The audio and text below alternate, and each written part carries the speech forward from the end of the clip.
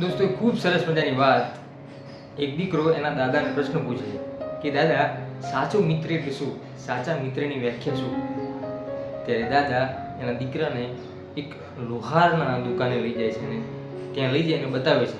त्यां लोहार पोते लोखंडना औजार बनावतो होय छे। ए लोखंडने खूब गरम करे छे। त्यारे दादा एना दीकराने कहे छे कि आ लोखंडने खूब गरम कर्युं अने तू जो एनुं शुं थयुं। त्यारे दीकराए कह्युं कि लोखंडने खूब गरम कर्युं त्यारे एनो कलर बदलाई गयो। बीजी अन्य धातु एना त्यां घणी बधी हती एने पण गरम कर्युं तो एनो पण कलर बदलाई गयो। त्यारे दीकराए कह्युं कि दादा आनो पण कलर बदलाई गयो। पछी त्यांथी ए दीकरो अने दादा बंने चालता थाय छे अने जाय छे सोनीनी दुकाने अने त्यां सोनी पोते सोनाना अवनवा दागीना बनावतो छे। खूब सरस मजाना जवेरात घरेणां बनावतो होय छे। त्यां ए सोनाने गरम करतो होय छे। त्यारे एना दादा ए दीकराने कहे छे कि आ सोનું તું જો એને ખૂબ ગરમ કરે છે તો એની હાલત શું છે? ત્યારે દીકરો કહે છે કે સોનાને ખૂબ ગરમ કરે છે પરંતુ એનો કલર બદલતો નથી, એનો રંગ બદલતો નથી। ત્યારે દાદા ખૂબ સરસ મજાનું ઉદાહરણ એ દીકરાને આપે છે જે તમારા અને મારા જીવનમાં પરોવી લેવા જેવું છે। આપણા જીવનમાં એવા ઘણા બધા મિત્ર છે કે જે ખાલી દેખાવા માટે આપણી સાથે હોય છે, આપણી તકલીફમાં ક્યારેય સાથે ઊભા રહેતા નથી, જે માત્ર ને માત્ર દેખાડો કરતા હોય છે કે જેની માથે થોડુંક સંકટ પડે, થોડીક કંઈક ઉપાધિ આવે અને એ પોતે જતા રહે છે, પોતે આપણને છોડી દે છે। પરંતુ સાચો મિત્ર એ આપણને સાચો માર્ગ બતાવે છે। એ સ્વાર્થી નથી હોતો, એ આપણા જીવનનો સારથી હોય છે।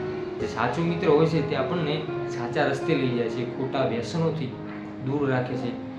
આપણી દરેક પરિસ્થિતિમાં સારી હોય કે ખરાબ હંમેશા ખભેથી ખભો મિલાવીને અને ચાલે છે। સાચો મિત્ર એ હોય છે કે જે સુખમાં ભલે ને આપણી સાથે ન હોય પરંતુ દુઃખના સમયે આપણે એના ખભે માથું રાખીને રોઈ શકીએ છીએ, એનું નામ સાચો મિત્ર। સાચો મિત્ર એટલે આપણને સાચી શીખ આપે, સારું જીવન કેવી રીતે જીવવું, લોકો સાથે કેવી રીતે બેસવું, હસી મજાક ખુલ્લા દિલથી વાત કરવી, એ સાચો મિત્ર હોય તો શક્ય છે। બાકી આજકાલ નાણાં જોઈ અને ઘણા બધા લોકો પૈસા જોઈ અને આપણી સાથે બેસતા હોય છે પરંતુ દિલથી લાગણીથી જોડાયેલો મિત્ર ખૂબ ઓછા છે। એવામાં મારે એટલું જ કહેવાનું મન થાય કે એટલા માટે આપણા ભારતીય કવિ, ગુજરાતી કવિ કહે છે કે મિત્ર કરો તો એવો કરવું જે ઢાલ જેવો હોય, જે દુઃખમાં સુખમાં પાછળ પડ્યો રહે અને દુઃખમાં આગળ હોય। એટલે આપણા જીવનમાં પણ આપણે આવા મિત્ર કેળવવા જોઈએ કે જે આપણને સાચી સમજણ આપે, સાચી શીખ આપે, જીવન જીવવાનો સાચો માર્ગ બતાવે, જે પોતે સ્વાર્થી નહીં પણ સારથી હોય।